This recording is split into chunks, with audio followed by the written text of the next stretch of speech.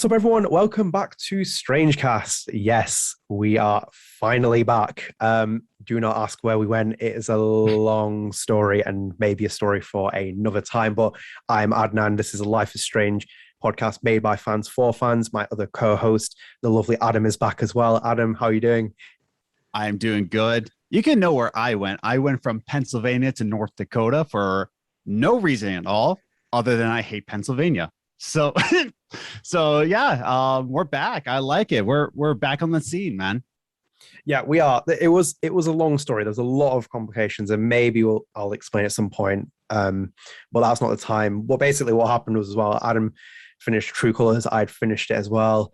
We were messaging. I was like, Adam, I don't want to hear full thoughts and like paragraphs. Because like maybe we should just record StrangeCast, maybe a revival, maybe a one-off. Who knows? Sure. If there's a demand for people to continue on, maybe it'll carry on. But yeah. Anyway, as you've seen by the title of this is our Life is Strange True Colors review discussion and also a spoiler cast.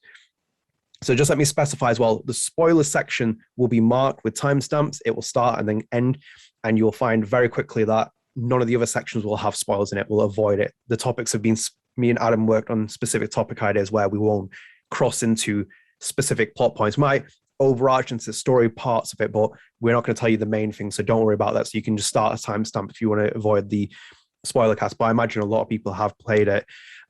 Hopefully we got some returning subscribers from my channel and also from Adam's. If you are new here as well, I was a former games journalist as well.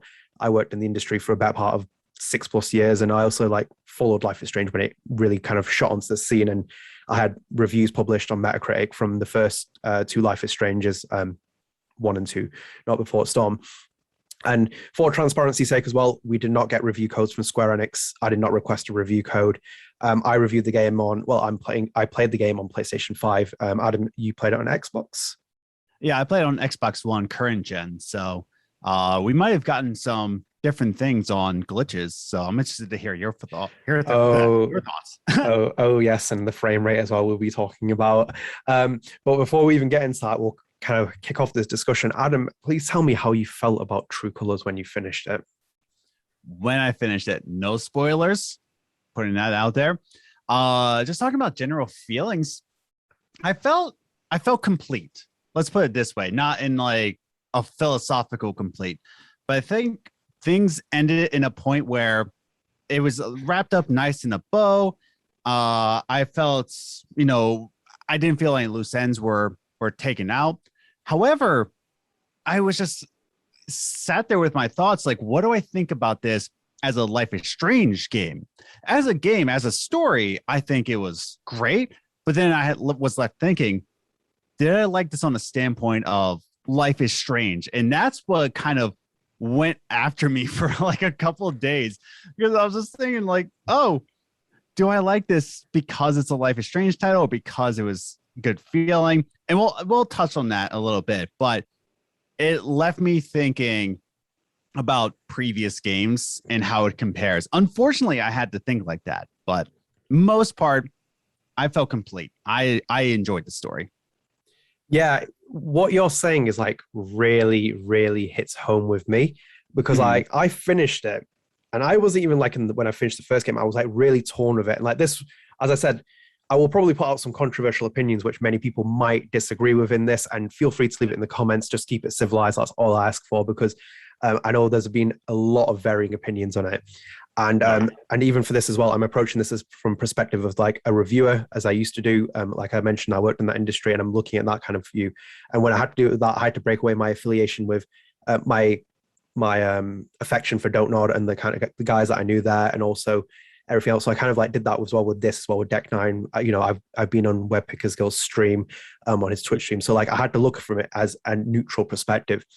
And like that's where I got really caught of it. And when we spoke as well, Adam, I didn't expect you to kind of give me a lot of the same reactions that I had, because I was like, maybe I'm gonna like be in the minority. But then when you were saying, oh yeah, I'm like feeling like this.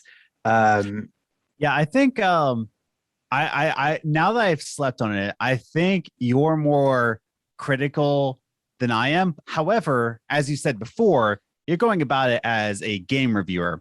I'm going about it as a dork. So there's completely different life paths here, but I think we have the same output of this game, but we have different life paths that we can communicate this kind of criticism against this game. Yeah. not going about it. There's a lot of good. So we'll get into that later. So yeah, that's what you're saying is right. And I'm addressing it from a critical perspective. I'm not a game reviewer essentially, but I do approach this with any kind of like game I play. I'm always very critical. So like if I come across as very negative in this episode, I'm not being it, because like I'll give you my general impressions. I think it was a great game. I think it was a very good game, and it answered a lot of my questions about Don't Nod when it was announced. We talked about in the earlier episodes of StrangeCast. I wasn't like sure where they would go in the direction, if it would be successful. I feel like we're truly going to get to the point where Don't Nod has now disappeared out of the picture. I think even one of the episodes we talked about, maybe that Don't Nod are developing one of the Life is Strange games, and it's maybe Raul leading it. I don't even think it's that. I think it maybe is just Deck 9 now, and maybe there might even be a new developer coming in. I'm just kind of like thinking like now perspective wise, but what they did, Deck 9 with this game was very interesting. I'm just a bit torn, and you'll see like within certain things I'll bring up. Maybe I'm being overzealously critical. I saw like a lot of positive reactions, but I felt like there were certain things that kind of just brought it back down for me, whilst there were really, really great things. I can't praise Deck 9 enough for it. And with that, I'll kind of like move away from that, because I want to shoot into the next section, which I'm going to go straight into it. Is Alex's empathy powers. I'm going to throw this straight to you. Where do you stand on this? Okay, so for me, this could be an influential thing, either good or bad, because we always have those certain types of people out there that like really believe in auras, and I do believe people do have spirituality behind them, but I think they express it in the way that Alex does. So I think that it could, lead people to think that like, oh yeah, I can see those auras too, and might mislead people by saying like, yeah, I know your feelings, but really what they're okay. So I'm getting a little too deep here. What I am saying is that I think it can validate people who have always had an emotional connection towards people and can feel other people's feelings, like have a really good emotional connection to people. And I know a lot of people who are really good at that.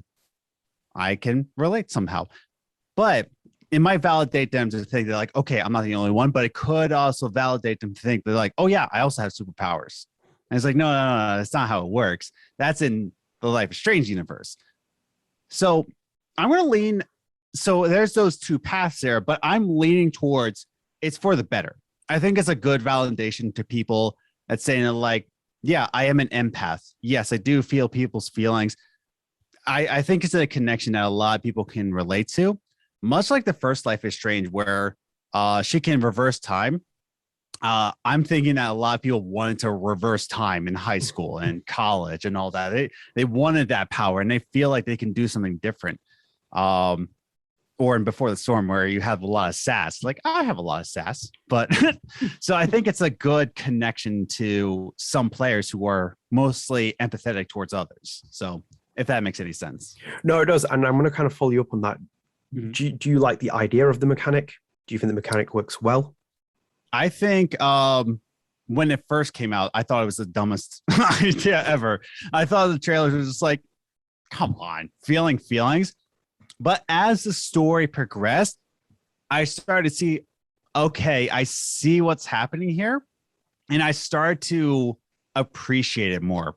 Was it my favorite power? No, it's not my favorite, because, Life is Strange 1 is my favorite. But I think it made sense within a story's context. But when I first heard it, no, I did not. I didn't think it would be a good one.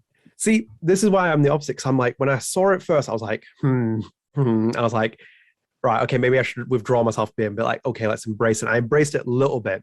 But playing in the game about 2 chapters in, I was not sold on this. I think it's a flawed execution. I genuinely think that, because I was trying my best to engage with it.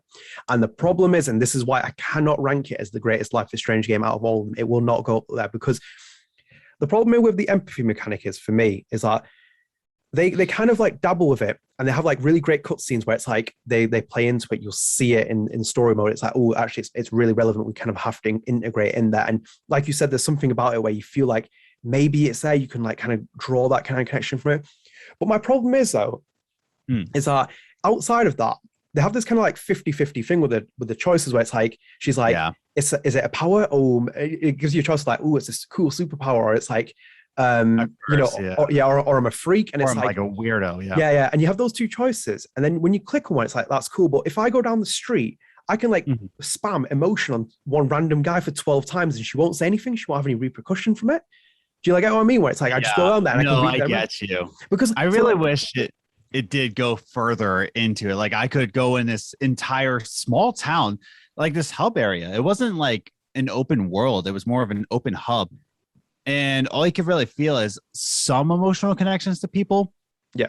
And so like you said. Oh, sorry. No, go. No, like you said, I wish there was more. I wish you could feel more in the world rather than like a few like punchlines here and there. But, I think it works some ways, some other. I don't think it was the worst thing in the world. But I think the reason why, you didn't like it first and I liked it more is because my expectations are so low. And I was like, oh, okay. Your expectations were not so high, but you were appreciating it. And then you had this image in your head of what you can do. And then it kind of brought down so we kind of meet in the middle here. The other problem is with this is that there's no repercussions. Because like when I said you go down the street and you spam emotion 12 times and someone read what's in their thoughts, it doesn't happen anything. But like, do you remember the first Life is Strange when you can go round and it has the rewind circle and you do it? Yes. And if you do it full time, what happens? It has that red bleeding effect around the screen. Because it's like Max is I see what you're saying. Yeah, and it's suggesting that there's a repercussion. And even as soon as you get into the first episode of the first Life is Strange, Chloe's kind of saying, "Oh, let's rewind time," and it's like when she realizes the impact it has on Max, and Max tells it she can rewind time. Then repercussions start to be felt. Characters are questioning, "Should I rewind time?" And even see sometimes Chloe's like, "Did you rewind time, Max?" And it's like you see that kind of thing. No one ever does that in this game, even with Steph. I know, like. The scenes where it's like you read the character's mind, and then no one's asking ethically, like, why are you physically intruding my emotions? I see what you're saying. Because sometimes in the game you'll see moments where they like let Alex do it, but then no one's actually physically saying, Alex, are you okay doing this? Like, are you physically intruding in my thoughts?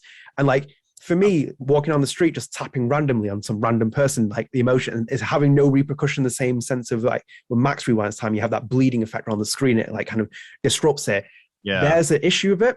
And to kind of like ground my point finally before I kind of give it back to you, I'm going to kind of engage with The Last of Us 2 because I don't really like that game for many reasons. But there's one thing and one of my explanations for it, one of the moments in that, they kind of like this emotional point. I'm going to ruin a little bit. Spoiler, unfortunately. Sorry, jump ahead a little bit. In that, they make this emotional point where their dog dies, Abby's dog dies. And it's like, oh yeah. And it's like, they try and make it like some really emotional scene, but I'm like, I've just killed 50 dogs in the game. It's like, how can you make me feel emotional about this dog? These dogs have already been annoying me in the game because they're just making it even more difficult, the gameplay. But it's like, you're making me want to feel emotional about this one dog when I've killed this many dogs. It's like, this is where the emotion mechanic for me, where I was 2 episodes in, I was like really trying to I was like, come on. And then it's me being the fan where I was like, I want to like this. I want to like, and like, no, maybe they should have just gone with like reading people's minds. I think like it's a cool idea in the principle of like, oh, she can read emotions.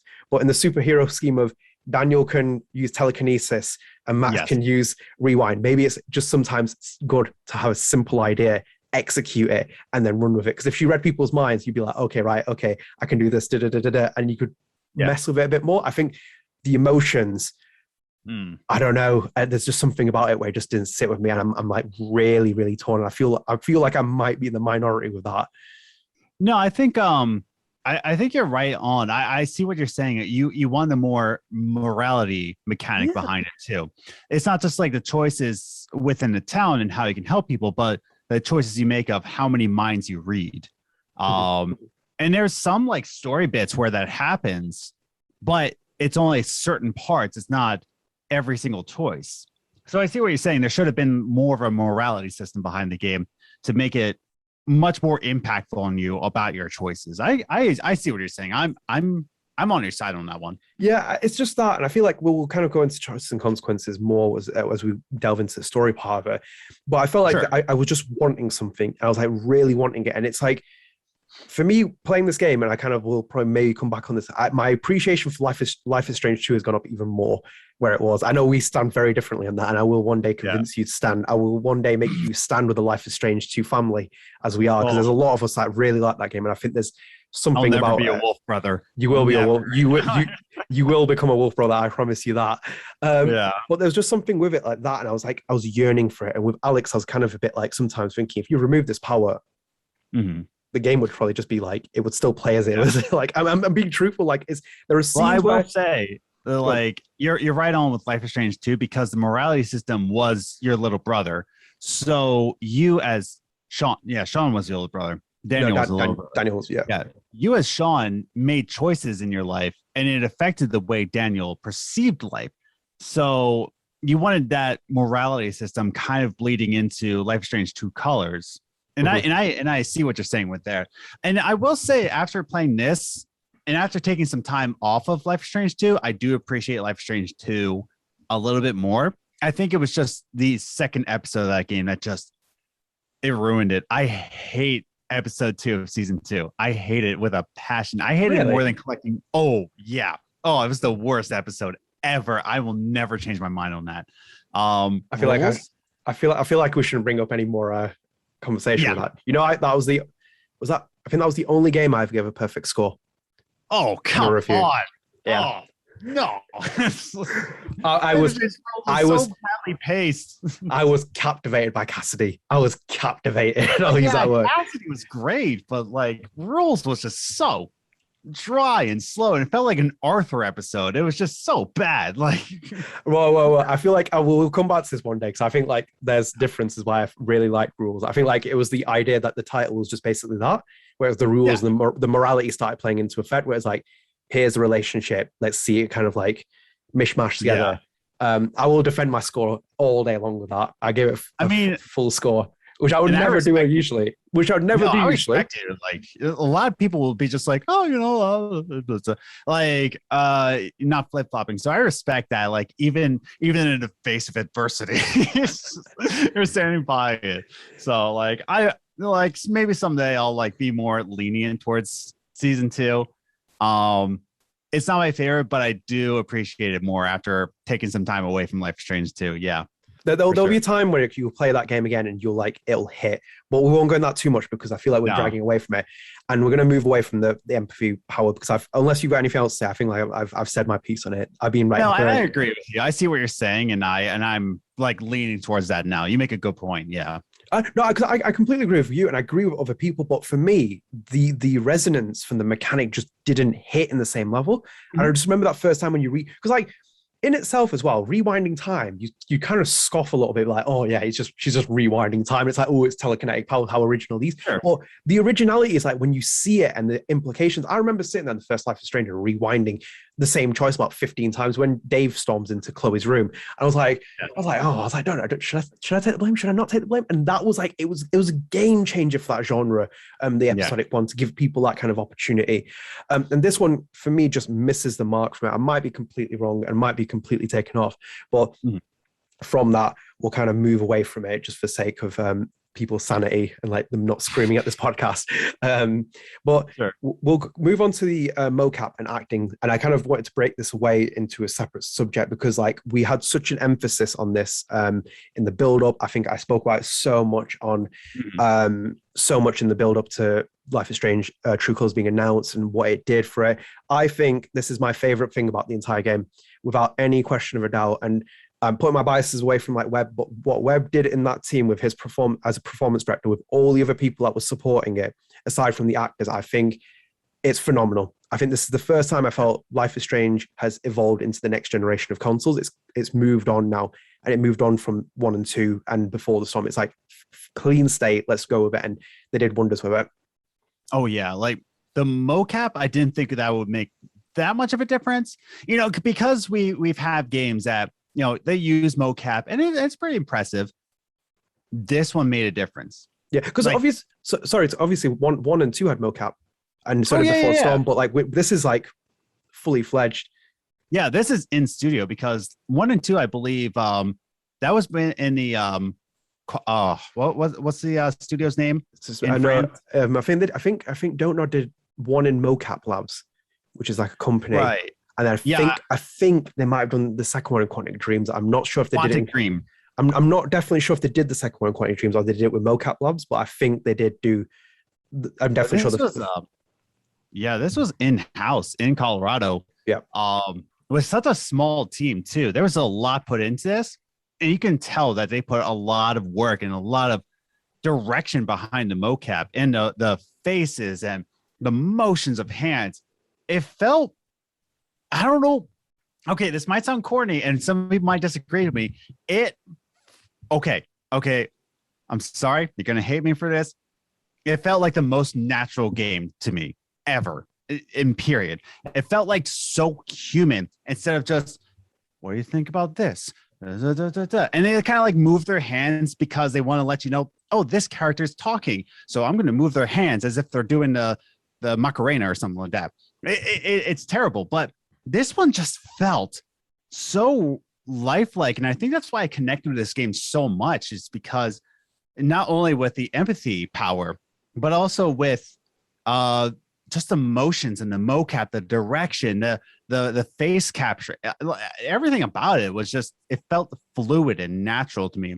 Frame rate aside, I think it was one of the most natural games we've ever seen in this life. Oh, no, absolutely. Because I agree with you. Because like this, I think this is what makes it kind of like where I'm seeing other flaws with some people. They're like really enjoying the experience. I love the experience because I think if I'm correct, they didn't do facial cap for Before the Storm. No. It was just body performance, and the same I think with Life is Strange 1 and 2, because like I remember seeing them, they just got the suits on, they haven't got the facial capture, but the facial capture makes it for me, and this is why I was so excited, because like obviously if you're not familiar, Webb co-directed the Before the Storm with Chris Floyd, but with that he was there present for a lot of the mocap stuff for Before the Storm. So obviously him moving into the performance director role, he's going fully hands-on, and he's got a background with things like cinematography and stuff like that. And for him to kind of like take what he did, he kind of like really took the performances and like pulled them out of people. And it's like, we don't have Philip Barker in this. Philip Barker has gone from this. This is a first entry in the series, which doesn't have him involved in it. He was the voice director in the game. So it's like they are in full control of it. Deck 9 making the game, shooting it, everything else. It's all there for them. And that's what makes it stand out. Because I think like before I came on, I was rewatching some of the endings.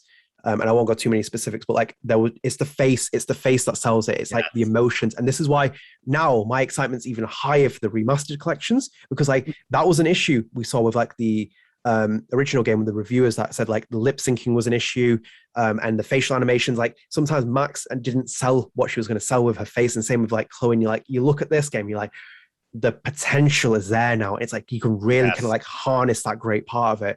And like this is where I was like really just wanted to talk and highlight the motion capture. The motion capture team that worked on this game really deserves full credit. I think like they'll do even better as well, because like this is their first stage of like doing it, because like I think obviously you can tell that they want to invest into more equipment, keep doing more things. And like when a studio gets this kind of freedom and has that opportunity to do it, then you kind of like see more and more potential. It's like that for me was unbelievable. I was so impressed with it, and it kind of like for me, it's one of the highlighting factors. It's what made the story more enjoyable, because I was watching it, I was seeing people's reactions, their faces, and like you said, it wasn't just like where they're kind of like keeping their like drawn face, and it's like just like the animation style in the first couple of games where they're just speaking, they're not doing anything from their face.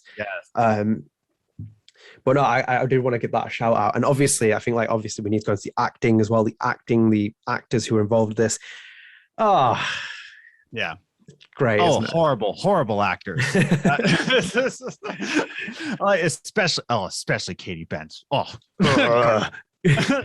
No, sure, there's some lines in here that were kind of cheesy, but that's Life is Strange. Still, if you don't have a cheesy line, it's the Life is Strange game. That's not a Life is Strange game. Like, come on.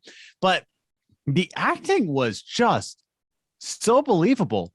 And again, like the motion capture, the actors involved, Katie Benz especially, it was all just fluid, and it felt like, okay, I feel like I'm emphasizing this game so much, and people are being like, oh, he doesn't know video games. Oh, this game, Final Fantasy 9 was the best game, whatever. But it felt like theater to me, in my opinion. It felt like a theater, not like a movie. It just felt like theater. theater. I appreciated what they did with this, with every direction about this. I don't think I'll give it a perfect 10, but I appreciate like every amount of performance that was put into this game. Yeah. In my opinion. No, I completely agree with you. And as I said, like Katie's work was really good. Like the other actors were really great, especially Erica Mori. Like, this is her first credit. This is her first official credit on IMDb. No way, really? Yeah, really. She's a rising star. Yeah, yeah. Dang. So I was reading up this before, and she got a website, and like I think she had like a job before. She just got into acting, and then she's like done local theater. But this is like her first major credited role, because like I looked at her video reel, and it was Life is Strange, True Colors. Like this is her first major role. And do you know what? Wow. We were on Games and Groceries when we talked about it, and I think you brought up like identity and stuff about franchises and stuff like that. This is the one thing that I feel like I cannot criticize Deck 9 for, or don't know, is that they build stars, and especially in the main role. And it's a testament with this game, especially because like with the faith that they put in for like, Hannah Ashley Birch was like had success with Tiny Tina, and obviously Ash, what you're playing, but the main ones like Hannah Tell had like Murder Soul Suspects in her VO catalog, not a huge game, but it was there, and she had like very limited role. But then you compare her, Rihanna DeVries, Kylie Brown, Gonzalo Martin, Roman George, Erica Mori, like you put them in all, they are they have this kind of tradition where it's like they say this, and I think I remember Webb saying this to me on a stream where it's like, we have that kind of belief of like we want to make a star, and I think he was like referencing Kylie and Rihanna when they were like working on the game before the storm, and they did that with Erica Mori. They brought her in, and it was like fabulous. If Erica Mori is not nominated for a Game Award or BAFTA Games Award, it will be a robbery, because like if you put people like Gonzalo Martin won his, Hannah wasn't actually nominated for one. I don't think she was. I don't think she ever was. No, Ashley Birch was. Ashley Birch won as well. Ashley Birch. Yeah, and Ashley Birch won her BAFTA for Chloe Price. But like the awards were there, and I think neither did. I think Kylie was up for a Golden Joystick Award. I don't think they got nominated for BAFTA in that. But speaking with Erica Mori as well, speaking specifically about Erica Mori, she has to be up for BAFTA. That performance was outstanding for me. Like I was like, she captured exactly what Alex Chen was meant to be. The character, subtly, like the all the mannerisms. Are we officially in spoiler territory? No. Well, that will. I didn't think so. I was looking at your notes. I was like, "Are we in spoiler?" Because I wanted to talk about this scene so bad. We will move into that very shortly, because this is going to go straight into the story section after this, and that will be your spoiler warning. But I kind of just wanted to like gush over Erica Mori at this point in terms of like how great she is, and just as well, this is a cool thing with like Webb and the other stuff. So do you know Han Soto? He played Gabe Chen in this game. So before we came on this as well, he recorded, he tweeted something, and someone was like saying like people who aren't saying like Life is Strange True Colors isn't realistic for the town. They showed this video, and he's put, fun fact: Web Pickers Guild had a brilliant idea to immerse me and Erica Mori in a scheduled mountain town in Colorado. We spent the entire day getting to know one another. We even did a gold mill tour. It was magical, to say the least. Wow. Which is really, because like this is where like for me, I think like you with Webb, like you see those kind of things. Like he had those differences with like Philip Bach in like terms of like how something's framed and how his vision's there. He has a vision with something. And even with like when I spoke to Gonzalo for Life is Strange 2, he talked about like, how Philip called him like entitled, and he's like a bit of a spoiled brat. He's like, go and live on the streets homeless, and you might be able to relate to the character. And Gonzalo did it. He went and slept on the streets that day. He was like, he went and lived like a homeless person. He knew the experience. And I feel like this is one of those kind of things where when you see them two interact on Twitter, if you haven't followed them, Han Soto and Erica Mori, like they almost act like brother and sister, and it adds that little bit of extra chemistry. And when you see these scenes and all these scenes in this bloody game, oh, it's so good. It's so good. It was just great performance. It was believable. And like you said, with those steps for a video game, this isn't a feature film, and this isn't even like your big AAAs, like your Call of Duties or anything like that. This is is it fair to say that Deck 9 is AA? They're not indie. Well, they got Square Enix's backing, but I would still consider them AA though, because I don't think the budget is nowhere near like anything as big as you expect it to be. And that's what I mean. It's like the budget's not there.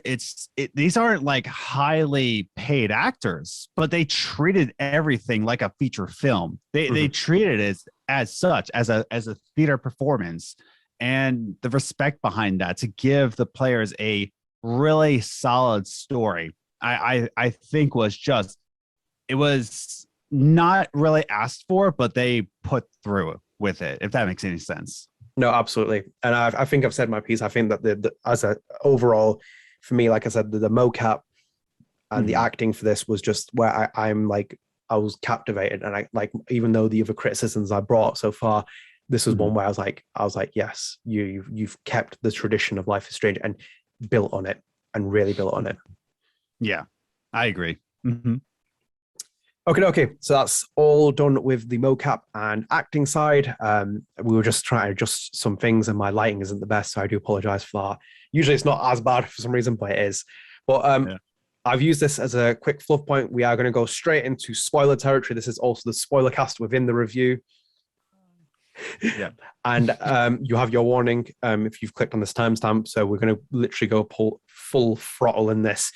Adam, do you mind if I just start something first? Because I want to throw something to you and another controversial opinion. Okay. Why did they tell us that Gabe Chen was going to die? This is even the spoiler territory thing. Everyone knows this from the description. Why did they tell us that? I think this baffled me a bit because the first episode's really weird pacing wise. And by the time I was literally sitting there, I was like, when is he going to die? I was like, and I was genuinely sitting there at one point, I was like, when is he going to die? He has to die soon. Like, and I kept thinking this in my head. I was like, when it happened, I was like, oh. And then when it happened, I was like, oh, I wish they wouldn't have told us this because it would have made it really dramatic in the twist. They could have sold this game on Alex Chen has been distant from her brother, almost Tell Me Why style. They're reuniting and they're going to, and she's meeting at Haven Springs. That's it. I don't know. I'm personally me, but I'm like, I do not understand why they threw a big twist, what could have been a big twist at the end of the first episode. I get what you're saying. And that's the thing is the way they would have marketed this. The whole point of the story is because he died. You know what I'm saying? It's like how would you market a game very vaguely? It's like, what's the story about? It's just like, hijinks here and there. Why not? It's kind of difficult when the whole point of the game is to solve your brother's death. And that's just it. Because the whole basis of the game is behind your brother's death, I don't see any other way they could have marketed this other than to say, no, your brother died, figure out his murder. You know? I just don't know, though. I think you could have sold it. I think you could have said, like, Alex Chen is really estranged from her brother. She's returning to Haven Spring, but then her life is thrown into kind of like, you know, some kind of mystery. And then she has to kind of like use her powers to kind of like unsolve, like, you know, Haven's greatest, like dramatize it. For me personally, I just didn't see it. Because obviously, like, maybe I'm going a bit too far because obviously the first Life is Strange, they tell you stuff about Chloe and like her getting shot. It's in the trailer of like the first part with Nathan, and you know, same with like Life is Strange 2, they kind of open with. But for me, I felt like when I saw it, I was just thinking, I was like, I'm a bit. But yeah, go on. Sorry, you just made me think about like with Life is Strange 2, the thing that pissed, and I think that's kind of set my tone for Life is Strange 2 right before release. I think it was the week before release. They threw out the first 20 minutes of gameplay, and we found out the dad dies right before, and we're just like, why? But here's the thing. The whole reason why they're going to Mexico is because their dad died. But we didn't know that until like a week before. And we were just like, yeah, I'm all in. Yeah, Life is Strange 2. Let's go. They just said, oh, go on a journey with a brother. We didn't care why. You know, we didn't really know why until, am I right? It was like a week. It was like a couple of days before release. Yeah, because they had that weird, they had the cop teaser at first with like the car flying and when they were building up to the reveal of Life is Strange 2. But like, yeah, I think it was, off the top of my head, I think it was just shortly before the release, they kind of like pretty much threw out the Esteban thing. I was like, well. I was just like, oh, well, I'm going to play this game completely different now. You know, at least the first episode. And I think like, now that made me think about it, you know, you could have marketed like Life is Strange 2, put it out a lot of teasers. Don't really talk about the game. Talk about the setting, the characters. You can still talk about Gabe and not really go into, you know, any other episodes. You can just talk about characters and all that. We're like, for Life is Strange fans, like, yes, Life is Strange. Give me. That's it. They didn't really have to talk about Gabe's death. Now that I think about it, and I wish they didn't, like you said. Well, Yeah. well, maybe I'm swaying your mind a bit too much, but I think like I agree with what you're saying with the marketing because it would have been. Maybe I'm like simplifying because I think like they were trying to sell this to a wider market because obviously the budget seems to have increased for Life is Strange True Colors development, and they'll probably like try to tap into a consumer base that they've not done before, and like maybe they're selling it on the murder mystery thing. For me, I was just a little bit like, I was like, well, he's died right near the end of the episode, and it's like I would have probably been a bit more caught off by it. It would have also been a little bit like, him getting caught by that thing. I'd be like, oh yeah, I can kind of see that happening, but there would just be a little bit in my mind. It's like maybe he doesn't die, maybe he doesn't die, but then it's like when he gets like thrown off the cliff and thingy cuts to Ryan, I was like, right, okay. That was just me personally. I was a little bit peeved for the first episode, and that I was like, right. I think that's why you thought that the pacing in the first episode was so bad, because you're just sitting there like, when's he gonna die? Yeah. You're just like waiting for this human being to just pass away. Like you're just like, oh, you're gonna die this day? Nope, you're not dead yet. Just an FYI anyway, listen, I wasn't just sitting there all the way through saying, I wish the guy dies, or like, when is he gonna die? When are you gonna die, man? I was following through, but obviously that was just a subconscious thought in my head where it's like he's obviously gonna, yeah. But let me just put this on to you. What did you think of the first episode? I think we'll just go through episode by episode and I'll kind of like flag other little things in between it. Sure. But like how did you feel about the first episode? I think it set a really nice pace for the whole story. You get to know about you. And here's the thing. It was so vague. And I liked how vague it was, where you don't even get to see Dr. Lynn. You don't get to see her face. You don't know where Alex is. Is this a disciplinary home? Is this a foster home? Is this a psychology? What is this? You don't really know. And it's just such a mystery. Mm-hmm. And then you get to meet kind of the pace of all the characters. And sure. There's some red herrings in the characters. A red herring, aka Mac. Okay. Oh, don't. I can't. Yeah, that's what I mean. It's like there's some red herrings here and there. There's some wild goose chases, but at the same time, you get to know the town. Like it's a nice, softly paced kind of episode where welcome to Haven. It offers a record store. It offers Mac. It offers a mustached man. Adam is very jealous of how he grew his beard and wants to learn how to grow a beard just like that. Yeah, things like that. I think it was slow, but I liked how slow it was, if that makes any sense. No, I completely agree, because like a lot of the reviews I read and like other people's opinions, they said that the first episode was really slow, and I was like, I think it's well paced in terms of like the structure of it, like what it is for building it. Like you said, I arrive. It's because it's a really interesting way that they shoot the beginning part, because they showed us the footage of Alex talking to Dr. Lynn, and I was like, that was the opening for it. Like, that's cool, and they literally juxtaposed straight to Haven Springs. Yeah. And it's like you arrive with your backpack, and the first thing you can do is like do the moment in like silence things that sound like strange, just where you can like look through the bridge and plays the music, and it's all really beautiful. And then, like you said, navigation tour through Haven Springs. You see Gabe, nice little building of relationship there. You meet a lot of the characters. They're kind of like, ooh, you can't meet Charlotte yet, but then you have your early interaction with Ethan. There's choices and repercussions about saying him going to the mines. You lay the early foundation for that, foreshadowing that. Obviously, I knew that was going to happen when he's like, I'm going to go to the mines. I was like, oh, this kid, man. I was like, this kid. Oh, I was like, he's going to get someone killed. I didn't think it was but I was like, he's going to do something stupid. But that was cool. And obviously, like you said, the record store, meeting the cool gnome as well in Riley's flower shop, which I'm a huge fan of as well. I even tweeted about Deck 9. I was like, who made this? I was like, did they get a pay rise? I'm a big fan of that note. And then obviously the record store with Steph and what's the cat called? Susie. Valkyrie. Oh no, Susie's the cat that they based it on. I think Susie's Susie the cat. Yes. Yeah, and Valkyrie's her name. Yeah, Valkyrie is great as well. Love that cat.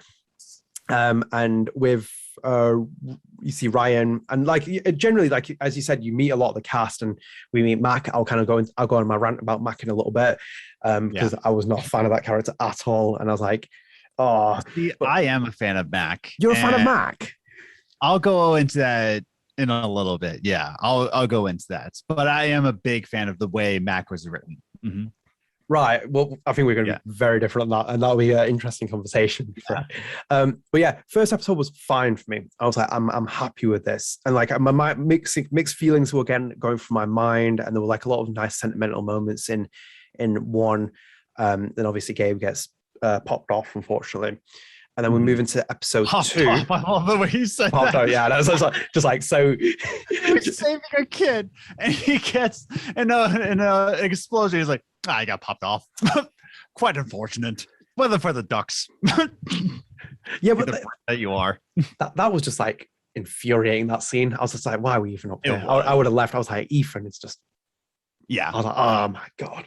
Oh, this kid, man.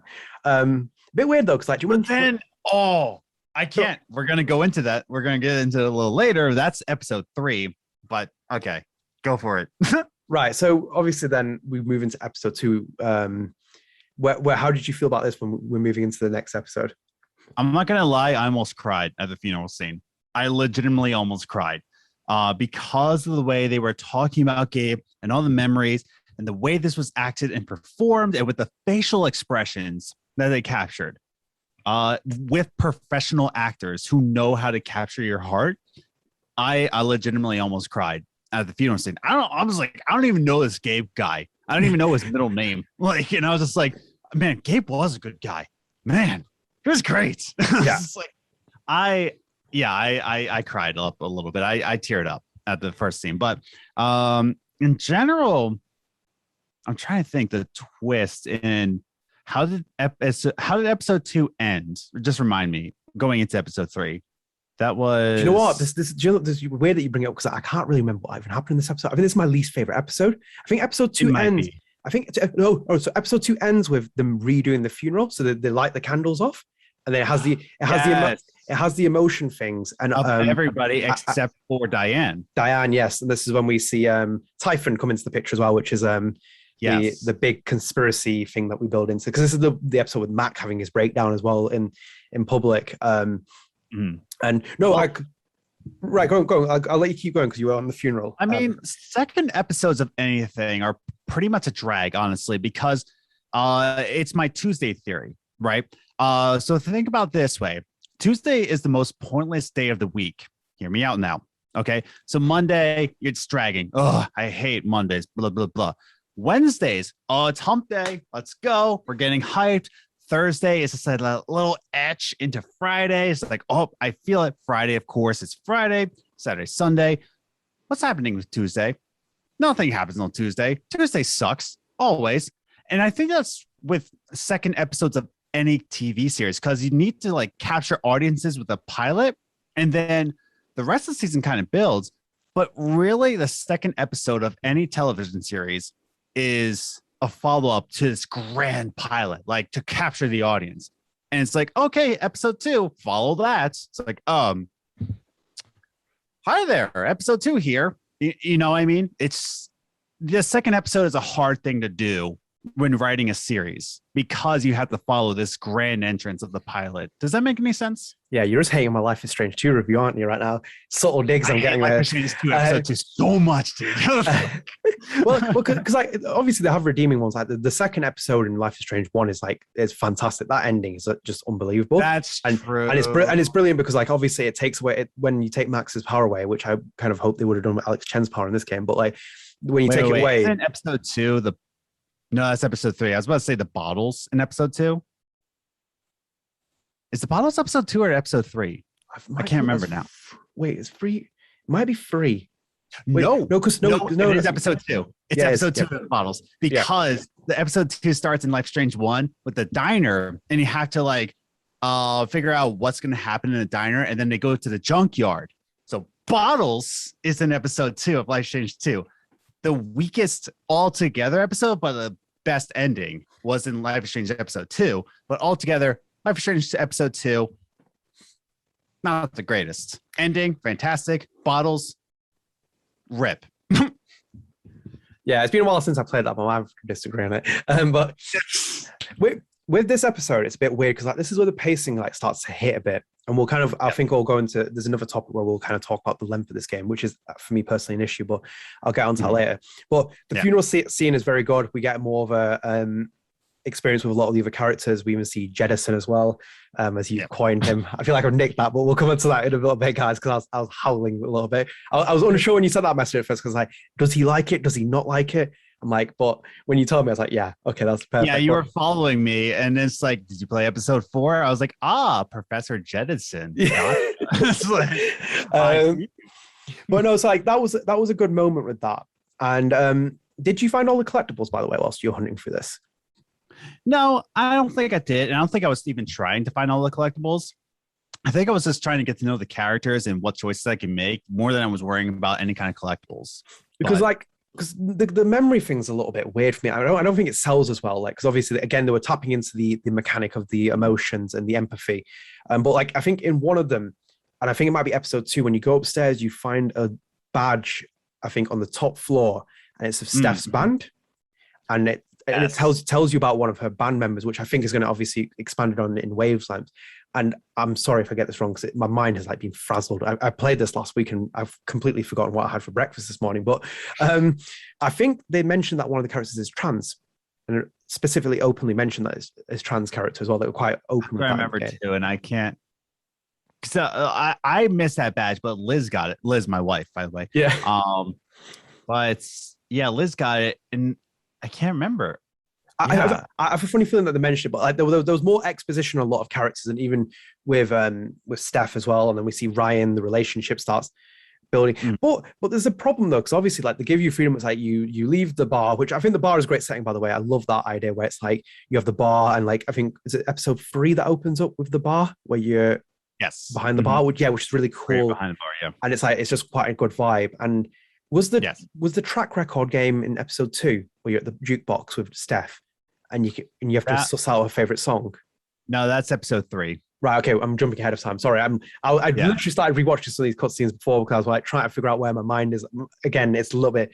I think me and you agreed that episode 3 is our favorite collectively. Yeah, without question for me, it's the best by far. Because I know we'll definitely dig into that. But with me, like when you get out into the town, you start seeing some of the issues with how long the game is. Because basically, if you walk away and don't do anything else, you can storm through this episode within minutes compared to the first episode. Like if you don't get any of the side quests, and like the town is obviously small, which is even though they sell it like Haven Springs, and I know it's limited, and my expectation was that it's actually going to be a bit bigger than just 2 streets essentially, which is 1 street down and then right, and then you have the park there. And I had a reviewer listened to someone reviewing this pre-release, and they were like, "Oh yeah, I got a bit lost with like finding the file." I'm like, "How? How can you get lost in this town? It's so simple. It's so simple." I can see you getting lost in Blackwell Academy, but getting lost in Haven, I don't understand that. Yeah, no. if Blackwell's open world and you made it like thingy, I'd be like, yeah, okay, I get where you can't find the 2 L's down, but like, we're talking about just like a very small street. So obviously, like you go down, you kind of experience things, and you start seeing certain relationships, certain characters. You kind of see Riley as well, which I think I'll come on to Riley in a little bit, and then Mac as well. Mac's breakdown afterwards. You see Alex, tapping into the conspiracy theories, kind of like, oh, here's the big corporation of Typhon and everything else like that. But yeah, I think I would agree with you as well. I think that this might suffer from second episode syndrome, where it's like it struggles a little bit in terms of like building the momentum. And Mac is for me not a very good character, because like Mac and Riley reminded me of Nathan Prescott and Samantha Myers 2.0. And it was like those 2 characters kind of carried their story on it. It was like that. It was like it was so typical. It was like they just like brought this guy in, and it's like, yeah, he's to blame. And it's like, if anyone, I'm being deadly serious, if you actually started accusing him of like not of being responsible for Gabe's death, I'm like, come on, he's the most obvious character. This is imitating Life is Strange 1 on a lot of levels with the Nathan Prescott, Jefferson angle. Yeah, I know. We'll get into this because there's a subtopic as well in this. There's so much to unpick, but generally, I don't have much more to say in episode 2. I started seeing some of the problems with it. And like where pacing started, like where that was the pacing issue, I was like, this should have been a bit longer. Yeah. And that's the thing. The pacing was a bit off because, and I think this is true, that if they didn't make Mac a red herring, like I think Mac would have been a better written character. And I really wish they didn't like make him say at the funeral, like, oh, I didn't get a call. I'm like, come on. As soon as they did that, he's like, well, I didn't get the call. I was like, and gotcha. Goose chase after this guy. It's going to be Nathan. But I think if he was not this kind of like blame him first, red herring, I don't think it's that poorly written of a character, because if we actually focused in on his anxiety attacks that he has all this pressure inside of himself to be a better person, to be a strong man, and make sure that he doesn't lose the love of his life. So he puts all this pressure on himself, and it ends up being suicidal, like anxious and shaking and hating himself. I think there's a lot of people in this world that can relate to that. Yeah. Unfortunately. And I think a lot of people see those kind of people and feel the same way we do about Mac. Oh, he's just an asshole. No, it's just like he's got a lot of anxiety built up and he doesn't want to show you that.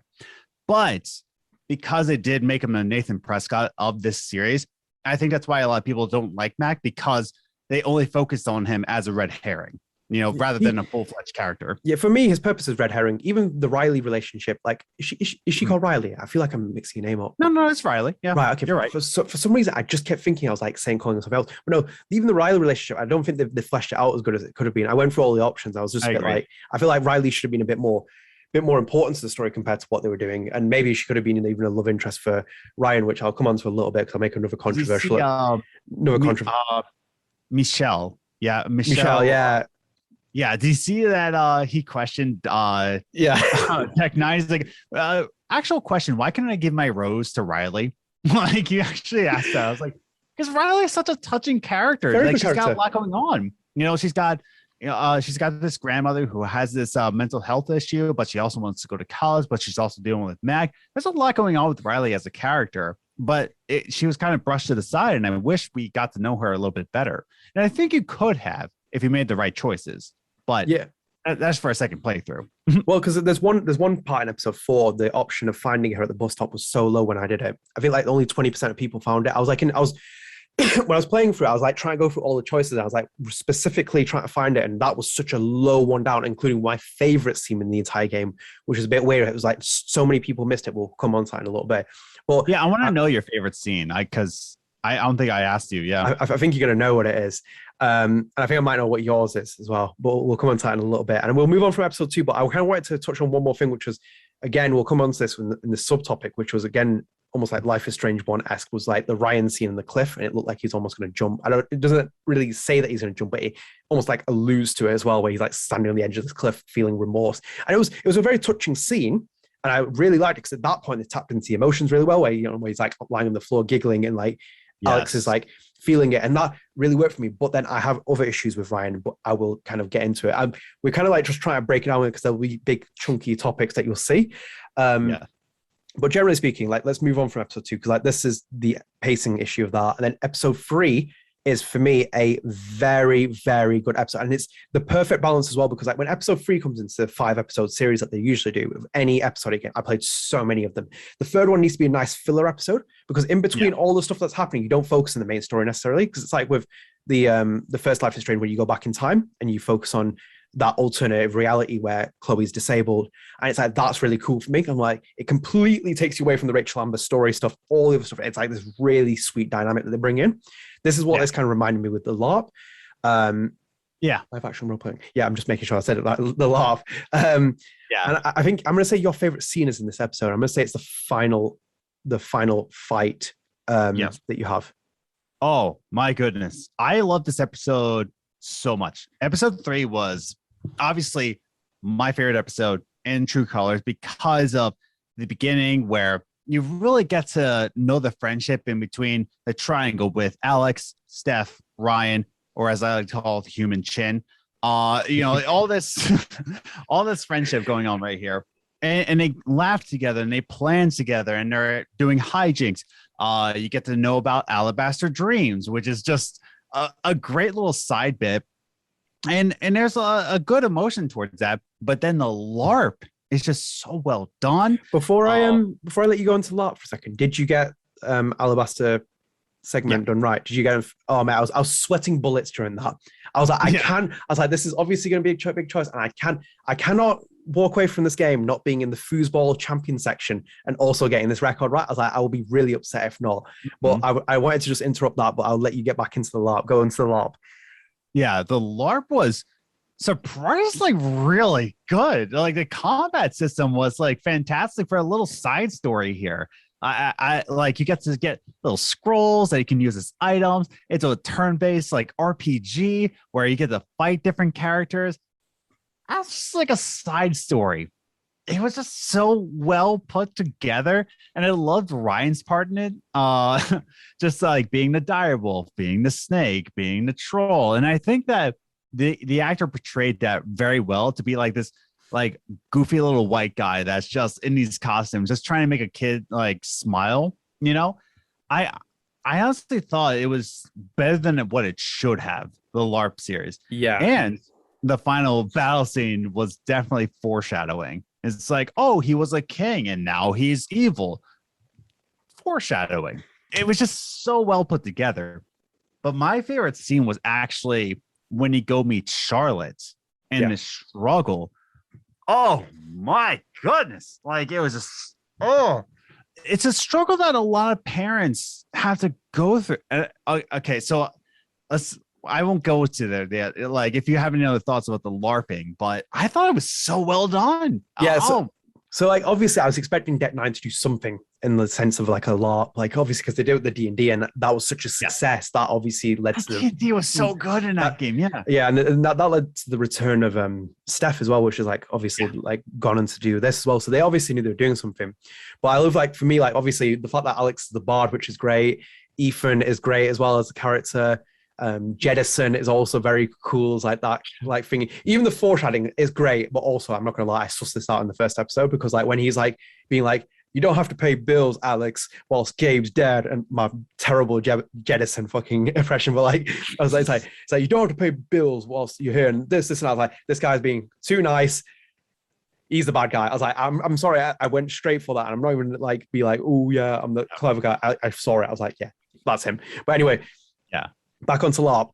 Yeah, it was great. Like obviously, like, I love when Alex dressed up as Bard, and like when it's the camera, it's when the camera zooms back out, and it's like this really awkward. Because I'm a huge fan of South Park Stick of Truth, and I love how they mock it. It's so meta, that game, because it's South Park, and then like even you have moments of Cartman's like he's like this sucks that it's like, you know, turn based, and obviously this is doing it as well. There's no health bars or anything. It's just very cartoonish, and it's so good as well. And whilst I don't really like Ryan, because I'm going to say, as I said, something controversial in a little bit. Mm-hmm. I think like he really redeems himself in this, like all the little bits where he's like he's the ogre or the troll or whatever it is, when he's the snake, and all of it is like really, and it's like it is that guy where it's like, you know, he's basically doing anything to kind of like just be, you know, getting involved. And I think even when you beat him first time around, when you leave after you meet the king, and he has to read his mind. Yeah, and you have that as a dialogue option afterwards. She's like, you know, you still, you know, hot for like a whatever guy, whatever it was. It was really really kind of good moment that. No, I liked it a lot. But yeah, LARP was really fun, and obviously I love when it like kind of elevates into like the top tier of like, you know, it's over the top, and it's like, you know, Jettison comes across and he's like the evil villain, and it's like ooh, and it kind of like the upscale the cartoonish side to like a child's imagination, because they give Ethan good character exposition in this episode, and really good exposition as well. Like they kind of flesh him out as well, and I thought he could easily have been one of those characters who's just really, really annoying, and like I don't like him like I did with Charlotte. I think she's very annoying, and it was just badly annoying character for me, that. But like, yeah, generally speaking, on the LARP, I was very sold on. This is my favorite episode out of it. Was your favorite scene that one with Charlotte? Yeah, that was my favorite scene. Yeah, because, and I'm not a parent yet, but I do know like some things that parents go through, because I was a youth pastor for 8 years, so I had to talk with a lot of parents in my life, and it's this sort of feeling where a lot of parents are just shamed because like, you gotta love your kid so much. Never, ever would you ever hate them. And it's this kind of thing where Charlotte is just left alone again. You know, first she had this divorce in her life. She moved away, met a guy like Gabe, who was just a treasure, you know, and then he dies because of this kid, right? And she even says it, that like, I wish I didn't feel like this, and he's my universe, but I hate my son. And it's just kind of this honest take on parenting, where it's just like, you're doing the best you can. You love your kid to death. he's your universe, but also your detriment, you know? And this is honest thing where I think a lot of parents, you know, are too ashamed to say out loud. I mean, I can relate in this way where Liz, my wife, is my everything. But there's some times where I want to throw her out a window and vice versa. I'm sure she wants to throw me out a window more times. And a lot of like husbands and wives are ashamed to say, you know, like the honest love behind that. And I think that's because of that, you're ashamed to feel anything. And that's why, you know, a lot of kids are going into adoption and a lot of like marriages fall apart because you're not afraid, you're too afraid to say your real emotions and get over them. And I think this scene was really well put together where you love your son, but you hate him at the same time. Yeah. And Alex is just there, just trying to tell you that you're a good mother. It's just sometimes in life you have to blame somebody and it sucks. You know, I got a little bit emotional. By the way, I love my wife to death, just for the record. Like, yeah, no, I completely agree because this is where like my earlier criticism, the empathy mechanic might be coming across too hard because they really tapped into it really well. This is like where I wanted more of it, where it's like the scenes where it justifies it, the moral dilemma of like, should Alex take her anger away from her after she's broken the sculpture? It's like, should it happen? What happens if you do? It obviously has a knock-on effect afterwards. I kind of like looked into the choices and it does have an impact on it. And obviously like it's that uncontrolled anger, like you said, that when someone is at that point with like Charlotte, you kind of see with it. And whilst I did say a minute ago, like I found her annoying, it was because like she didn't side with me afterwards. But like I hate Eleanor because she didn't side with me. I was like, man, I helped you out of Alzheimer's. Get out of here. that woman didn't side with me either. We have some serious issues, me and her. But yeah, like I completely understand with you, and I can see that scene being really powerful with it. And like that was like I wanted more scenes like that, at least in like each and every other episode. There's just something with it where I was like, they missed those moments, and that was like a very, very good scene in there. Is this the episode with Eleanor where you find out she has Alzheimer's? No, I think that's episode 2. Where you read, that's episode 2. Where you find out she has. Yeah, because I feel like I should bring that up because I don't know how many times we're going to really mention it, but I think that's one of the characters we haven't mentioned, and obviously Ducky, but I'll mention Ducky in a little bit. Ducky, yeah. What a guy. But Eleanor was like an interesting story that they told. I didn't expect the Alzheimer's thing to be in the storyline. I didn't pick up on that at first. And obviously when you do it, it's quite interesting that they make you restructure this like timeline of events that she has. And then she's trying to hide it with Riley. That's the thing, that moral dilemma. There's a very interesting thing for me. Like, whilst I'm very anti-Mac when I said before, it's not necessarily that I'm anti-Mac for you know, that he's just Nathan Prescott 2.0 in terms of like the anger and all the other things. It's just that there could have been a bit more of an interesting triangle with like, you know, Riley, Mac, and Eleanor. You could have kind of combined it a bit more, and they even brought Alex into the fold. And not to kind of like dig myself into a bit too much of a hole, I just kind of expected a bit more. Eleanor was interesting. I feel like this goes into episode 4, but I think like with this, the Typhon stuff will probably come. Actually, no, we'll come into Typhon a bit more in the next episode, I imagine. My main issue is with Diane. I don't think she's really that interesting, or like scary, or like. No, I think throwaway character for me, really. Well, I think Diane really represents capitalism in this game. I don't think we need to focus on her as a character more than what she represents is a capitalistic HR person. No, PR, sorry. Capitalistic PR person, just trying to cover things up. So it's unfortunate that Diane wasn't really a character. She was more of a metaphor in this entire game. And I think that she had a lot to say because I feel like if we dived in her feelings a little bit more and just like really brought out the human in her instead of this PR robots, you know, I think we could have gotten more. But instead, she was used more as an analogy than anything else, you know? Yeah. Yeah, no, I agree with it as well. Like, I just felt like there was just a bit more of it. Because, like, as I'll kind of mention in a little bit, Typhon had a couple of issues where I feel like the fact that there was no physical manifestation of Typhon in terms of, like, a head figure that you could kind of hate, like Nathan Prescott's dad in The First Life is Strange. It's like, that's where. Yeah. Well, I think, you know, me, as an American, you want to know anything about that? Stay in Britain. But like honestly, like as an American, the way we feel about capitalism is just it's non-facing. Like there is no actual face of capitalism either. And I think that's what we get from Typhon. It's just this faceless corporation that, you know, we can't really point a direct finger at.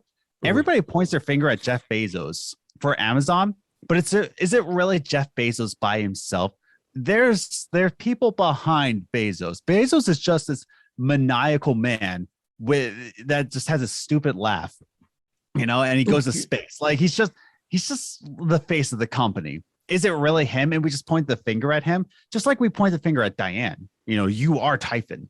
But capitalism and these awful corporations that ruin people's lives, there's really no face to it. And I think that that's what Typhon really is, capitalism in general, you know? No, it's a very interesting perspective. I never really saw it that way. I wish I would have seen it that way. Maybe it is that American side that you see it more on that.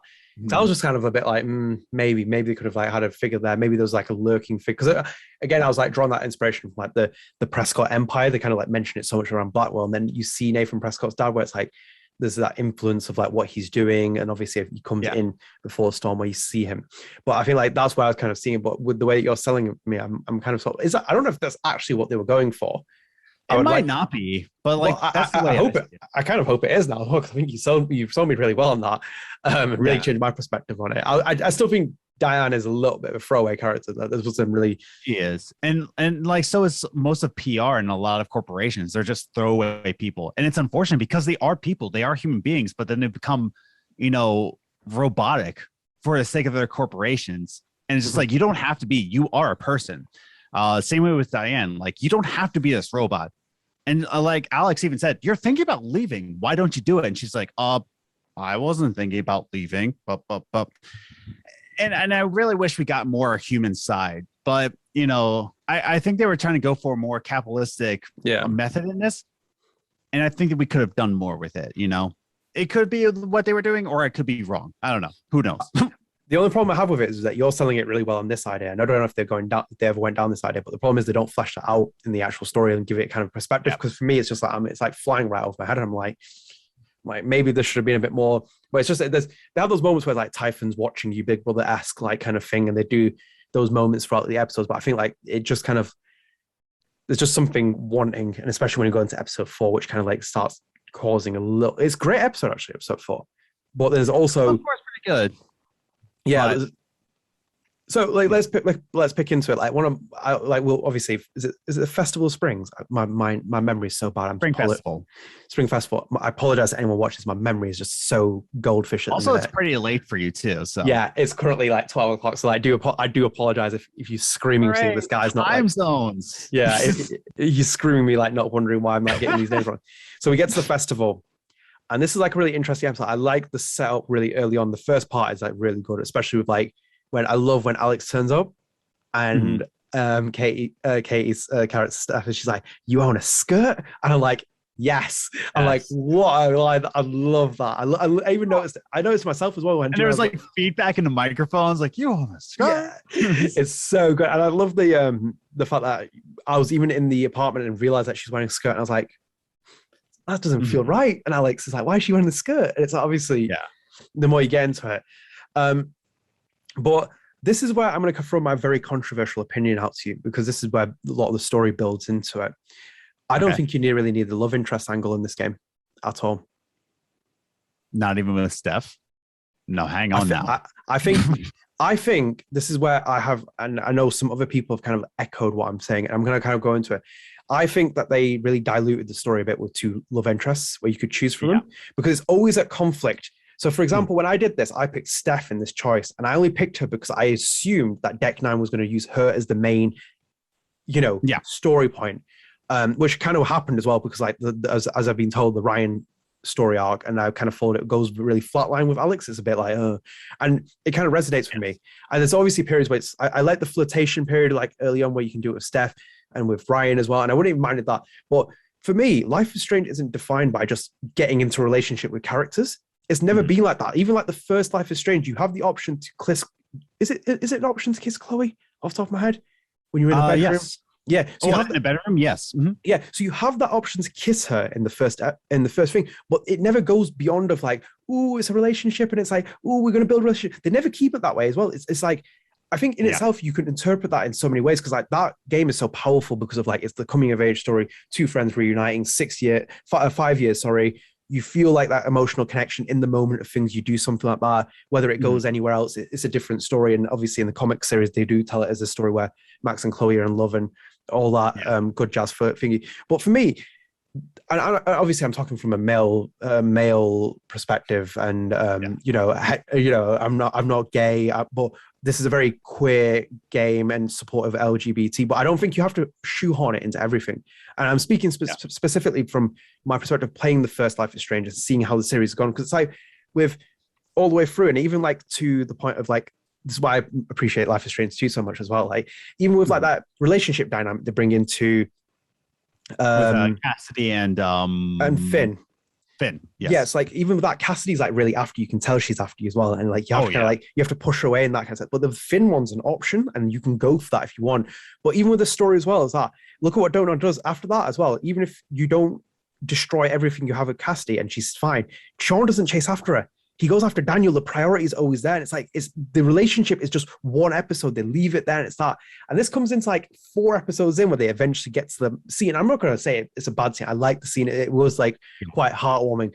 But for me, and I hope I'm not getting a lot, I just didn't think it was necessary completely to have like a relationship. And I think for me, what left it a little bit sour, and I wasn't really open with it a couple months ago, was like when they were doing it in the marketing, where it's like, you can romance Steph or Ryan. I was like, but genuinely, my response was like, and I'm like, I'm not playing Life is Strange for that. I'm playing it for the story, the drama, the curiosity, the kind of like the themes that you're untangling, what you're going to kind of like picture the entire game around. It's not about the relationship dynamic for me. And it's like, I think like if we were going to go down that road, it would be Steph. That would be the angle I'd do it, because I feel like you're setting up for it. But I just wasn't sold on the right. This is why I was like so torn at this point, because I was like, and my feelings were getting really more divided with the game. And I was like, do I see this? No. Do I want this? Yeah. Not really. I don't think it's really adding to the story or like helping it or fleshing it out. And obviously, like as I said, like the story falls flat with Ryan, and you open up with loads of endings afterwards, which I'll get into my other issue again. I'm not trashing this game. I'd really like this game. I'm pointing out flaws from my critical perspective. This is what I'd write in a review. I'd write this exactly as I would. This is one of the things that kind of like hit me at that point. When it's because I'm talking, I'm bringing it up now because of like the fact that you have to give a flower to one of the people, or you don't have to. You have the option not to give one. Yeah, you can have flower. Yeah, but I will say that Liz took the route of Ryan because I was going for Steph. Right. We wanted to see like what both routes did. Steph was beyond natural. Yeah. Like the storyline behind Alex and Steph, it felt right. Yeah. When she was going for Ryan. When Liz was going, because Liz wanted to romance Steph, but she also wanted to see, what was it like with Ryan? It was just boring. It was just really dull. Ryan, he didn't really have a purpose. Do you know, to add to that as well, and sorry to interrupt as well, what also kind of niggles me a little bit is they don't really build on it from like Alex's perspective, where she questions like, maybe I like Steph. Maybe I'm like bi, maybe I'm single. There's no like questioning of her sexuality, of like questioning. I would do that if I was like interested in someone. You'd have to show some kind of interest, unless one of my other theories kind of relates to that, and more so on Alex, of like why she isn't showing that interest, and that's why she has to read the mind power. And I'll get onto that in a little bit in a subtopic. But like, that was like something that niggled with me a little bit, because it's like you see those kind of moments, and obviously with Steph, you see her being really upfront with things. She's like very there, and she's like, and I think even when you're playing foosball as well, she's like, she says something about girls or being like something like hot, and I'm like, you kind of see it with that. But the Ryan storyline it was like really, really bad romance story. There's no chemistry. There's no like you compare, and we were talking about this in the mocap and acting stuff. You see the chemistry between just like Gabe and Alex, like like just how chemistry fire is. And this one's just like really awkward with Ryan and Fingy. It's like sometimes you feel like Alex is like running after, even like when you're on top of that mountain, and at the end of the second episode, and you can hug him, and it's like so awkward. And I'm like,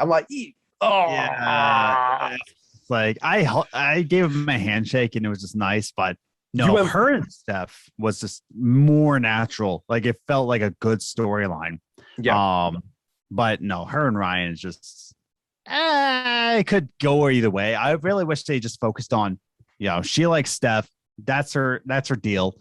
But like I said, I think it just wanted to give more options to more players, but I was just like, it didn't have to, Yeah. I didn't care. As a straight white male living in America, also a Christian, I didn't care. Like I was just like, I went for Steph because it felt just right. It felt like where the story was lining up to be. Yeah. But that's just me. I don't know. These are just our perspectives, and someone might be feeling different. I actually read some people's perspectives of fans who were like from the LGBT community who didn't like the storyline being as it was, even with the Steph one as well. They felt like it's just shoehorning for the sake of it. And I kind of, I feel it a little bit. I was just a little bit like, is it necessary? I was like, no. I like, why are we going down this road? It's like, if the next Life is Strange does it again, I'm going to be a bit like, it's like, what? I'm like, and I'm only basing this because of like how well the Max and Chloe story works and how well the Daniel and Sean story works, because like they never go into it beyond that. And it's even with like, it's like those scenes, like there's the sentimental value of like what friendship is and how much they appreciate each other. Like that's what really hits with me. My favorite scene is in this episode. There's actually two favorite scenes as well. Both of them are in this episode. Mm-hmm. You want to try and take a guess at one of them? Okay, so what my favorite scene was when they kissed on the rooftop. Like, is that one of them? That's not one of them. I like the way they did that. That was good. Nice. Yeah, it's good setup. Yeah, it was very nice. Your favorite scene from episode 4? It can't have been in the bar where it's like Jed's just like, I can show you where it is. That can't be it. Right. I don't know if you triggered this, but it's in the bar. So like when you're doing the festival stuff and you're messing around, if you go back in the bar, you find the one and only. I told you this broke my heart. Holy cow! Oh my God! I was like, please don't cry. That scene was like perfect for me. That was like where I was like, I love Dead 9. I was like, that was like that scene with Ducky really fucking hit me. And it's like, it just, I can't. Just like where she offers to dance on their song. I was like, stop, dude. That's where my criticism reverts. Like, this is why I'm so torn and why my opinions feel so different. I feel so very different. Like when I'm saying something, like you watch this episode, and you're listening, being like, he's being a bit too critical. He's like contradicting this. This is how I feel though in my mind. Cause it's like, this is where the emotion, the empathy mechanic works so well. Cause like she's thinking morally, like I can do something here to help him. And obviously, and I mentioned it before, like this is the episode where. Can I just like point out, he picked up his wife by saying like, oh yeah, carve this bear. By the way, my name's Ducky. I'm like, come on, man. He's got game. Let's go. Yeah, that man is just, and the way he signs off his text as well in the journal, like he is, and the fact he's the gnome in episode 3, the LARP. Yeah, he's the gnome in the bar, like all this ale for me. Yeah. he's so good. And then you have the option to write him out, and it's like, no, man. I was like, not writing out Ducky at all. I ratted him out. I was like, I got you, Ducky. I'm gonna tell Jed. You tell Jed. Oh, you're such a Nathan Prescott. Oh, I told Jed. Such a Nathan Prescott to jettison you. Oh, yeah. No, but that was my favorite scene in the entire series. I think that was actually where, because I was looking at the stats afterwards, and people just thought they could actually explore the town afterwards. Because you keep hearing Alex say like, "Oh, I need to give a rose to someone before they get on set." So I felt at that point people were like, "Oh, maybe I just need to do it quickly."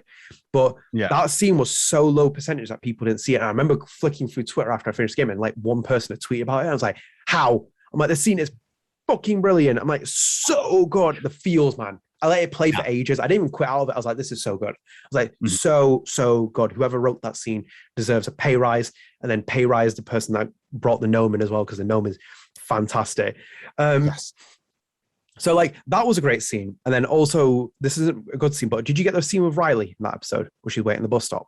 No, I didn't get that. No. Was that one of your favorite scenes? No, it wasn't. It was just good to see that. It was like literally in the middle of nowhere, because you literally have to run all the way down the street, take the right, and then go all the way down to the bridge and then beyond it. And she's just waiting there. And I think they had like a 20% people had found that scene. Because obviously you speak to Eleanor and she says that Riley's going to leave town. And I think it depends on choices as well, like where you went with the story. Because Riley never found out Ellen had Alzheimer's. Mine did. I think. And so did Liz. Here's the thing. Like when I saw our choices and it said like Eleanor found out about her condition and it said 0% like my choice. But then Liz did it and same result, like she found out and it still said 0%. So I'm pretty convinced that's just a glitch. It must be because there's no way two people it doesn't add up to 0%. It's at least 1%. Like I don't know. Maybe actually no. I think no. She did. Sorry, she did find out because she's away at the bus stop and then she doesn't get on. Oh, no, what am I talking about? Yeah, she did find out mine because I told her. This is why Eleanor betrays me at the council in the 5th episode. So basically, it's because I told. I don't know where my head is at, but like basically, I told Riley when you're at the bus stop, she's getting ready to leave for college and stuff, and then I tell her at the moment, and then she makes a U-turn and she heads back into town because then she's there at the end of it, towards the end of the game, and I'm like, right, okay, that makes sense. Yeah, that was a scene that was interesting to be in. Then it was good. I wish people more would have like interacted with our scene, or depending on your choices, like she might have just gone. But my other good scene. And that was in the festival. It's when you hand the flower out and then they're like, we've got our musician picked. And it's like, oh, she's like, who is it? Oh, yes. And they like slowly move towards her. And it's like, she's like, okay, guys, who is it? And then like, it's just like, it's like quick cut. And she's like, I hate you guys. And it's like, I love it. Yeah. It's so good. It's such a good scene. Good. It's rare. So I think someone put the scene from the Tempest where it's like Chloe's there and she gets dragged into it, and it's like it was very Deck Nine, and I was like, oh, that one was even better than the one in the Tempest as well. Cause I think like the cutaway where she's standing there with the guitar, and she's like, I hate you guys. And it's like it's like who is it? It's so good. So like I think I'll leave it to you to kind of take on from unless you got anything about the festival you want to say, because I feel like we move into the case Pike territory, deputy Pike. I'm not even fucking talking about sheriff, like, oh god. Oh my god. No, I definitely want to talk about the ending a lot. It's like the ending of this episode is just super controversial. Yeah. Okay, right. So let's go into this because, as you said, like at this point, I was like rolling my eyes, and it'll come into, as I said, I've mentioned it many times, a subtopic in this topic section, which I was like, right, when it happened, I had a click. I was like, oh, but go on, Adam. Let you run with this first, because I think people are getting annoyed with me just getting annoyed with things. So, okay, we're gonna just. I'm just gonna skip ahead from the whole Officer Pike thing. Yeah, because I took his fear away. I'm sure everybody did. Like, I took his fear because, I think that's an obvious choice. But as soon as so like you're talking to Jed, right, in the bar. And you're just like, man, I just really want to solve this, blah, blah, blah. They're hiding something. They're hiding something in the mountains. That's why they did the explosion. And just like, I can show you what it is. And I was like, can you now? Like, as soon as he said, it's like, oh, I'll do something better. Gee whiz, you found out something about my old company? Oh, I can show you. I was like, there we go. Okay. So then he takes you into it. He's like, yeah, it's pretty dark out here. If you go that way, you know where you are. Here's this way. I'm like, okay, here we go. Here we freaking go. And then, like, it was like, I was at 60%, right? Like, thinking it was like going to be the twist. I was at 60%. It wasn't on 100% until he said, like, yeah, what you're looking for is down in that well. I was like, okay, we're done. I was at like 60, 70%. And then he said, like, what you're looking for is down in that well. And I was like, okay, so you're the bad guy. Gotcha. Nice. And then she says, like, why are you sad, Jed? And I was like, don't even pretend like this is a twist. Stop. Yeah. We all played Life is Strange 1. If you didn't, I'm sure this was a big twist. If you didn't play Life is Strange 1, he just went into True Colors. But as soon as she said, like, why are you sad, Jed? I'm like, yeah, here we go. And then he goes, and then, of course, he takes a shot at you. Like, you try to convince him not to, and then you fall down the well. But the second he said, like, it's down there, I was like, gotcha. God damn it. So like I said, I have this thing that sometimes I get seen, like in Arkham Knight, I got that twist very easy. which was like, I don't know if you played. Okay. I got that. That was so easy. It was so obvious like what it was. And this one was the same with me. Like as I said, like early on, I was reading through a lot of the stuff, and then I started skim reading through some because it was starting to bore me. But like I got the minor stuff. I got the newspaper clip. I was like, right, this guy is obviously not as great as he's making out. And obviously, like I said, when you get the letters on the floor, he's like, Alex, I'll do whatever you want for you. I was like, right, this guy is shady as And at that point, I was like, right. And then when we got to the bar, and he's like, and you said like, I'll show you, and I'm like, I'll show you. It's like, okay. And I'm like, oh, there we go. People, you might have enjoyed this. You might have really, really flipped out this twist and been at school. For me, I was like just I said, if you didn't play Life is Strange 1, I think this would have been a twist to you. Yeah. If this was the very first Life is Strange game, that's twist. But it was such a Jefferson moment, like incredible Jefferson moment. I was just like, great, another old white guy who gets away with murder, literally. And it's just like, he's going to take us deep in the forest and tell us like, yeah, look down there. Take a look. I'm like, great. It's like, but if he just went to true colors, I'm sure this was a big twist, you know? They're just like, this is the problem with like, where for me, like I will kind of go into episode 5 soon, but I wish it would have been like you and Gabe were up there. And then he shot Gabe. I'm not one of those people who like rewrite stories and blah blah. But if you like shot Gabe and shot both of you, and you both fell down the well, and like Gabe died, it would have hit me more. And I'm not, as I said, like the visionaries behind this game made their choices, and I can't really rechange it. But I was questioning choices at this point. Where I was like, this is too predictable. I've seen it, and like you said, like we'll come in, and this is part of the subtopic we're going to talk about in this spoiler section, which is it leaning too much from Life is Strange 1, and we'll come on to it in a little bit. But I completely agree. I just wasn't really taken by it, and people like really buzzing for it. I'm like what? It's like I'm not sold on this. And this is where the pacing again was like really hitting. This one was like flew past, and we'll get onto pacing and some other issues further down the line in this episode. I know it's a long episode, but there's so much to talk about. Okay. So we go into episode 5. Very interesting, very bizarro as well. Very Life is Strange 1-esque at the beginning for me. How did you feel about it?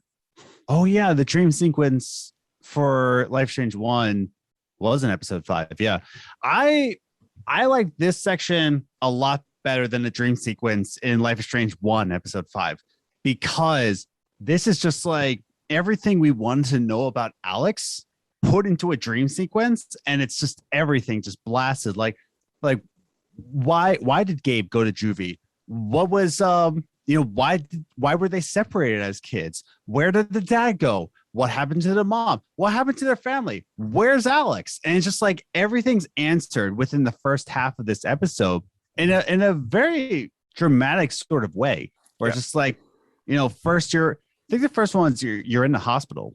I think with your mom. Yeah. Like you find out your mom dies, and even in your mind, you're just trying to like think about, I don't want to think about my mom dying, so I'm just going to skip a few parts. Gabe just like, no, you're missing some things. You got to face this. You got to face this memory, play it back. And you find out like her mom said, you have to be the strength of this family now that I'm gone. And she couldn't keep it together. That's where we get to the second memory, and she's just trying to keep her family together, and they can't stay together, and they get separated. And then with the separation, you find out that all these foster parents just like don't love her, and they think that she's a weirdo. She doesn't belong anywhere. And the final memory is when you wake up in the cavern, and that's just another thing that's just like, oh my God, like it's just a lot of emotion all in one.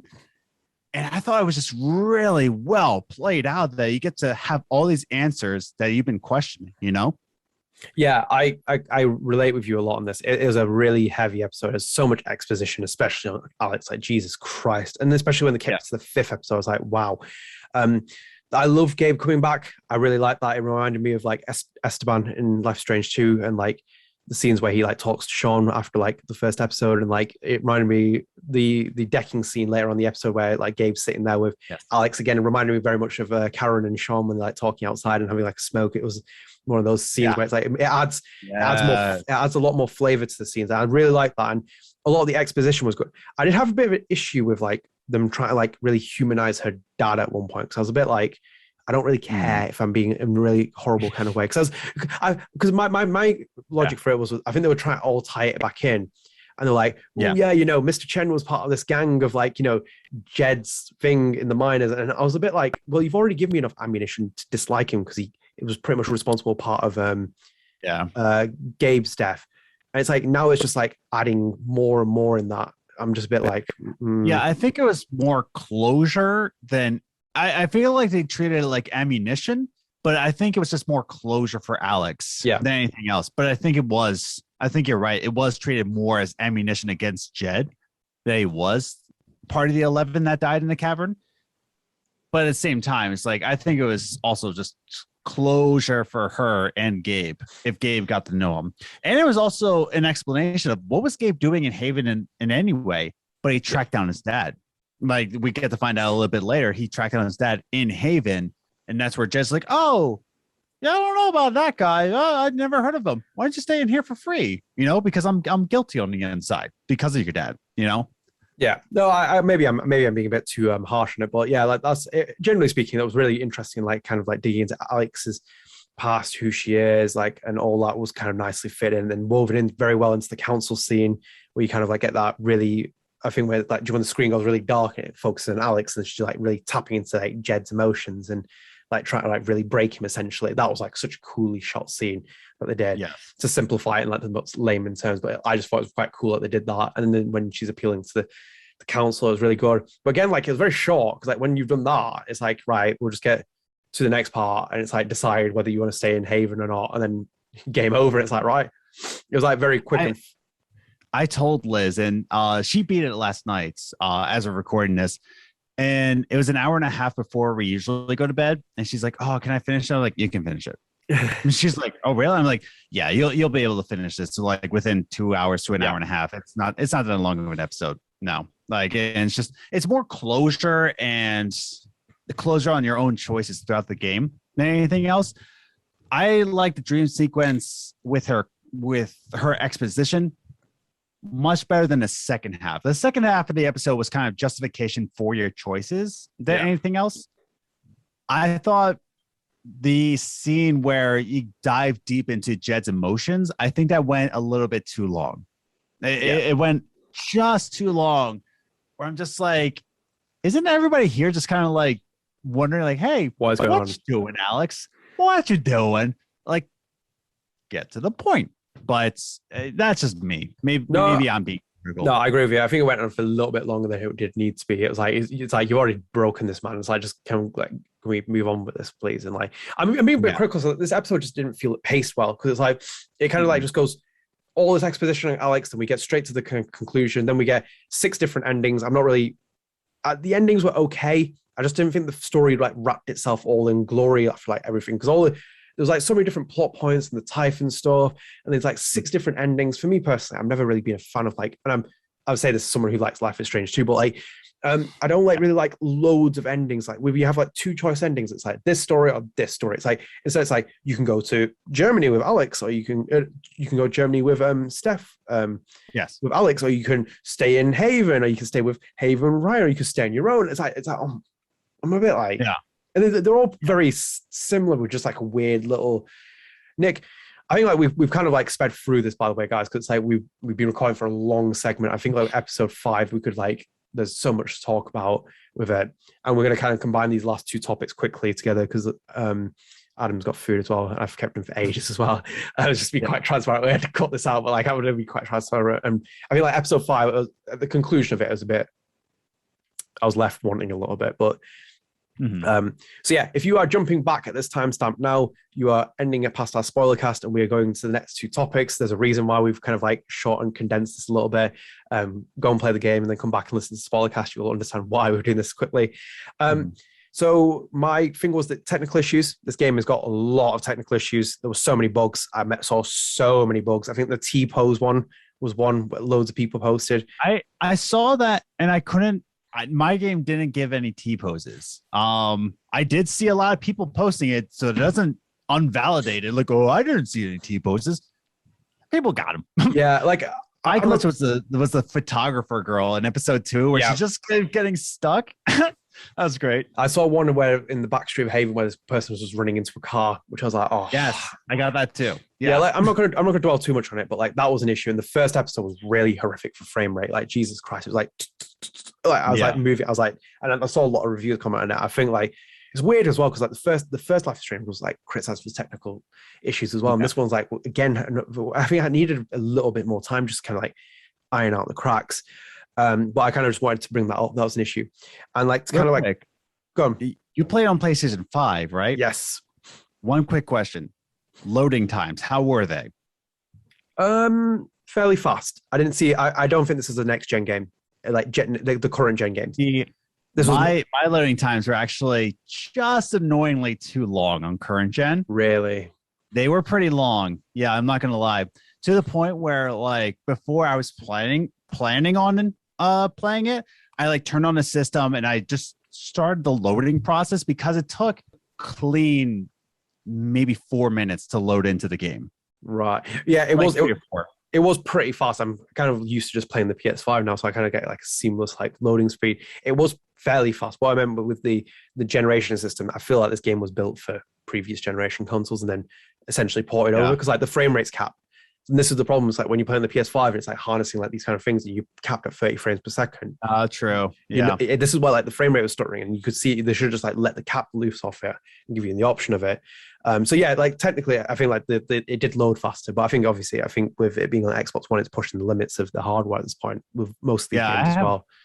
I have an Xbox One X too. So it's like right before next gen.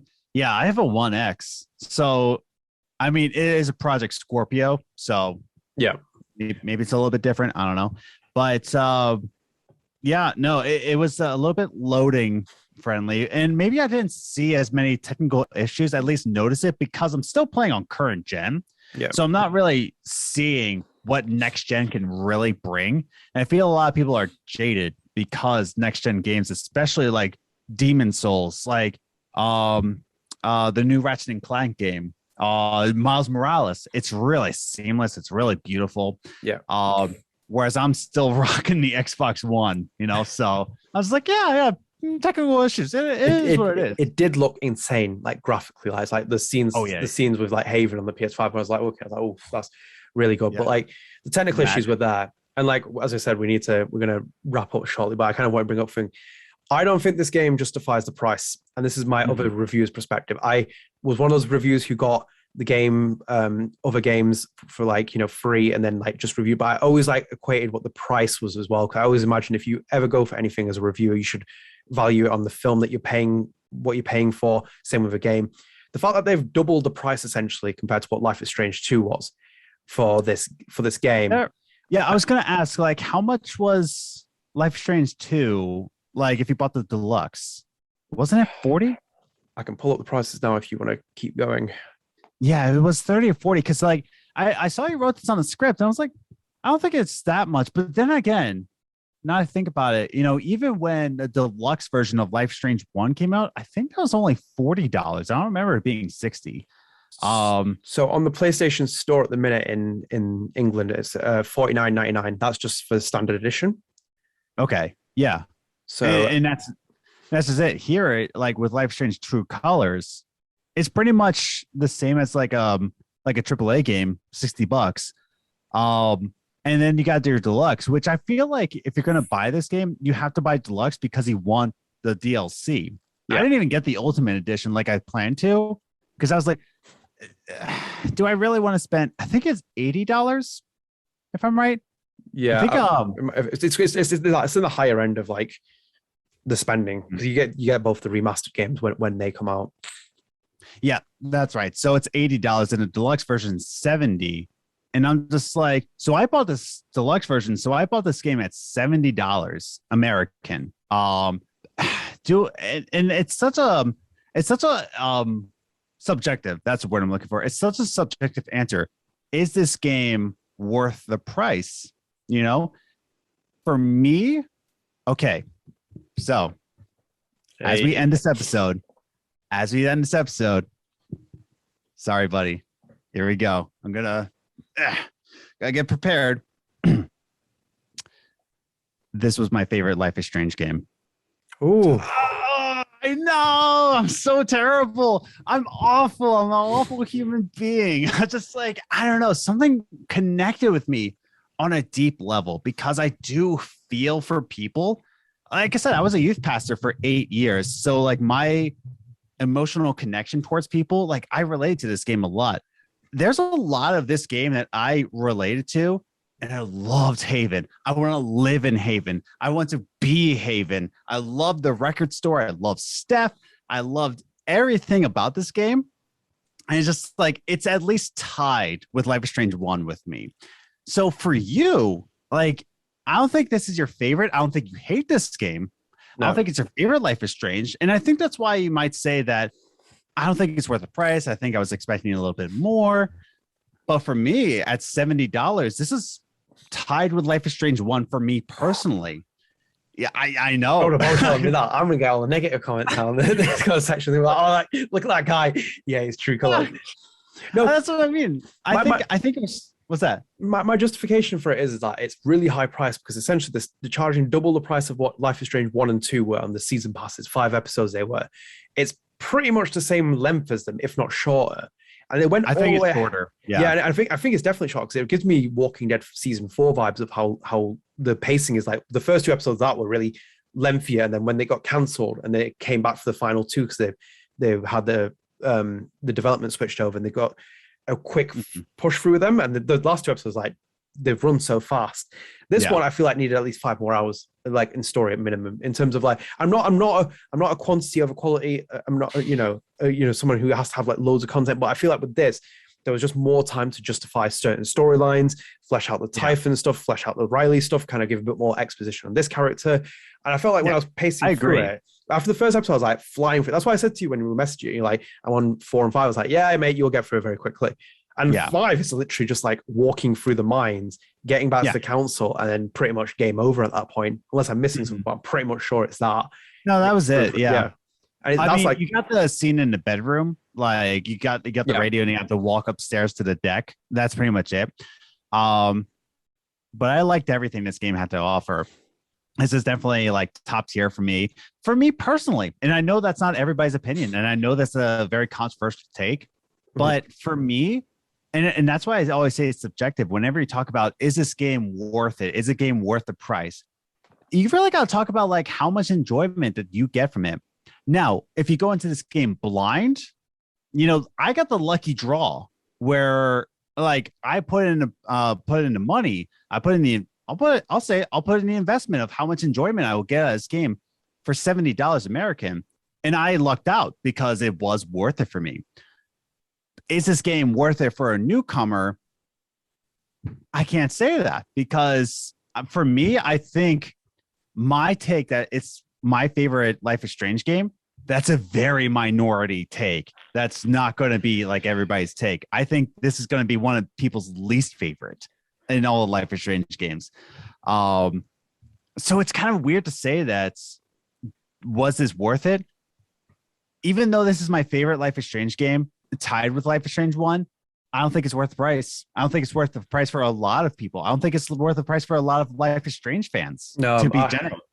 No, yeah. I agree with you. Well, your thing that this is one of your favorite Life is Strange games, if not your favorite. It's a bigger twist than Jettison for me at this point. You played me along throughout this entire thing, so I thought it's like we're very similar on a lot of these things. But then you threw this. I know you were so encouraged. You're just like, he agrees with me. He agrees. Yeah. And after I slept on it, I was like, oh, I'm really gonna disappoint him. Well, no, because I thought I was in the minority. Because I've thrown a lot of controversial takes out of here, and I haven't even said one of them, which is even more controversial. I'll leave that for another time, rather than I get chewed out now at this point. But no, like I genuinely, like, as I said, I love this game. Would I recommend it to someone to buy it and release now?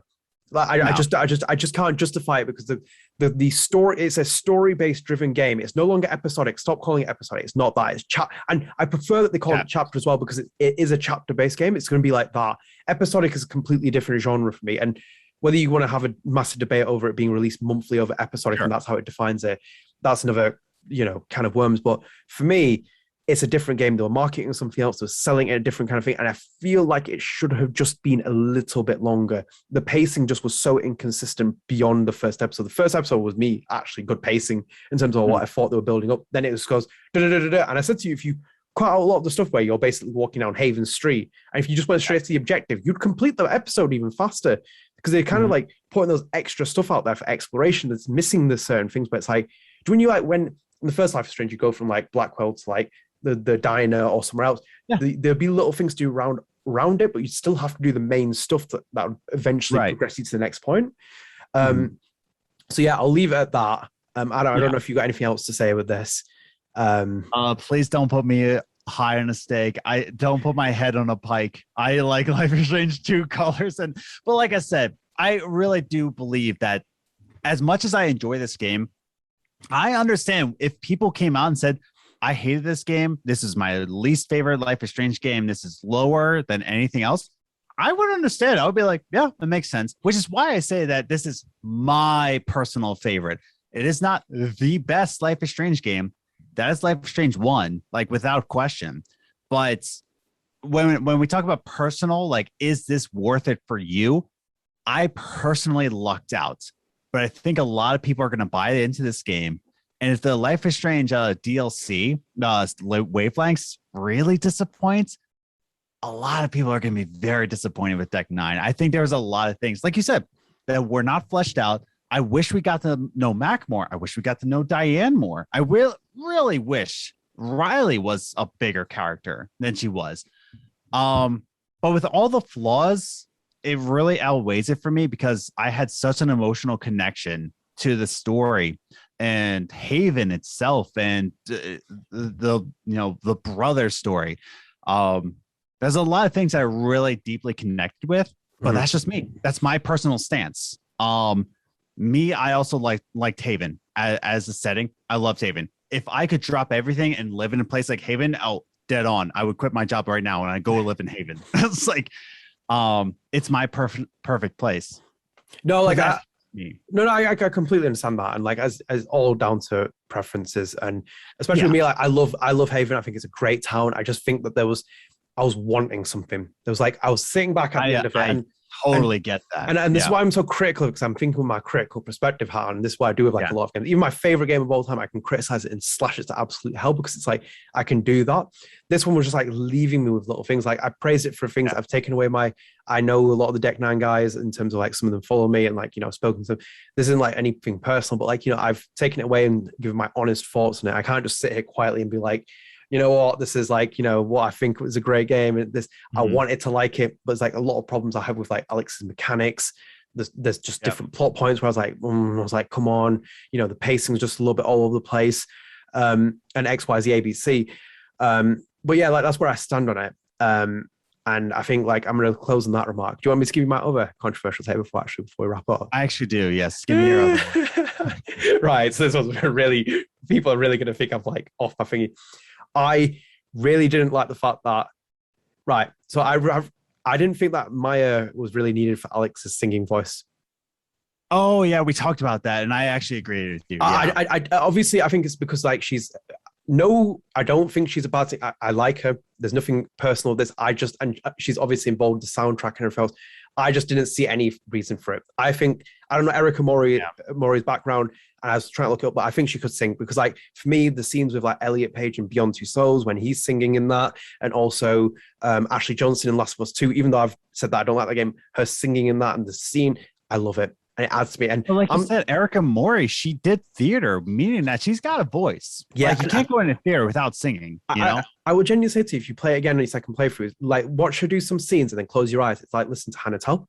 I think like generally her voice is very similar to it. Like in terms of like just there's something with the frequency that she has with her voice. I was like, sometimes I was like, close my eyes, like, yeah. And it's like, for me, it's like if you did the first Life is Strange, for example, and you took Hannah Tell out, she's got a background of like singing anyway, but like imagine if you like brought in another singer to do the scene where like Max is singing. I'm a bit like, like really? I'm like, I agree with you fully on that. I'm someone who comes from an Asian family and like, from watching Bollywood films, and they have like, singers that come in to do some of those like the big songs and stuff like during films instead of the actual actors, but they do it in a different kind of way and their aesthetic changes everything. With this, I just remember when she's singing Creep and it's like, I was a bit like why it's a bit off-putting. Why is her voice is very different from Erica Mori's. It's not even seamless of like changing away from it. And I was just a bit like, this isn't a make or break thing if you like kind of getting your finger with me. I'm just like, another observation was a bit like, I don't really see. I think what really like off put me with it was the park scene where she was singing. That was a clearly different singer. Like all the other ones, like, oh, that's a little bit different. But where she sang in the park, and I was like, this is just, I don't know. Like, it's a great voice, but it's just like, it's not Alex. Like, I don't know. Like, it sounded too professional. Maybe you could have told me if you'd had like 3 more hours in the game of like building like extra scenes. I try to like justify my explanation of giving it more time, but like maybe if it was 2 more hours or something, like, and like I had like maybe 1 or 2 more scenes that I could get adjusted to the voice. For that voice, I was a bit like, But yeah, we'll end it at that because Adam needs to go and eat, and we've gone on for ages with this as well, and we'll try and cut it together. And hopefully I can fix my lights because they fell apart during this entire thing. That's why I'm like pitch black in this screen. But yeah, thank you for joining us. I hope you enjoyed our Spoilercast review. Please leave in the comments what you thought. Go easy on us, please. But yeah, honestly, leave your thoughts. I'd love to hear what you think about the game. I've seen very, very polarizing views. I've seen very, positive views. And yeah, thank you so much for joining us. It's great to be back. Adam, thank you so much again. Absolute pleasure. Oh, no problem. Love the mistakes. You know what I do. Definitely. All right, guys. See you later. All right. Peace.